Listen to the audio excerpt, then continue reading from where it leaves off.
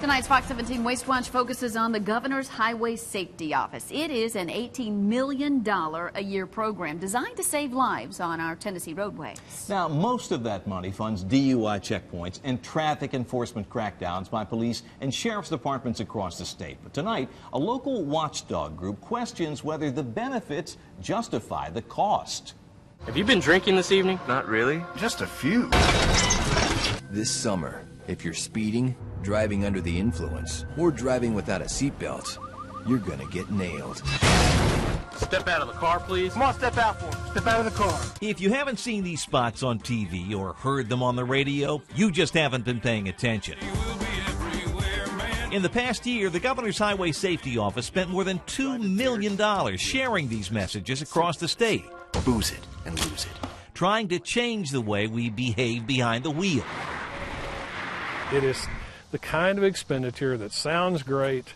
Nobody really wants to challenge it. Ben Cunningham heads the watchdog group Tennessee Tax Revolt. He's concerned about America's growing deficit, and Cunningham believes this program, which receives about $1 billion a year nationally in federal highway funds, is too much to spend selling common sense.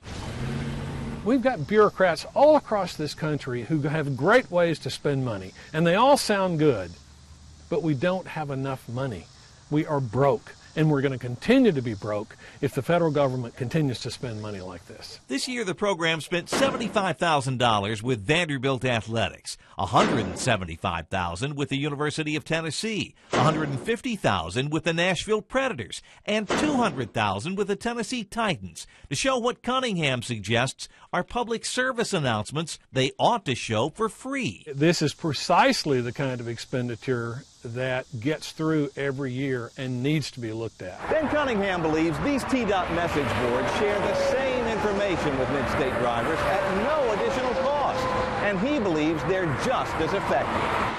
So what are you getting for your money? Kendall Poole, who runs the program in Tennessee, believes a great deal. And if you look over the course of the last 8 years, Tennessee has reduced fatalities by more than 30%. The numbers have fallen both here and across the country, and Poole believes his program, which provides overtime enforcement funds in all 95 Tennessee counties, is one of the reasons why.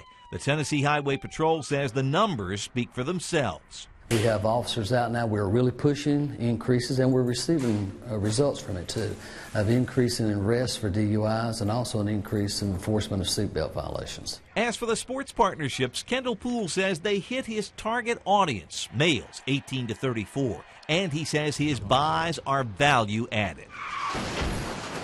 We always ask for a 1-for-1 or a 2-for-1 spot. That's what the federal government asks us to do, and that's what we do in negotiation of all of our contracts. So in other words, for every paid spot, we would get one free spot, and that's always a part of our negotiation. We have enough common sense to make these decisions without the federal government constantly wagging their fingers at us.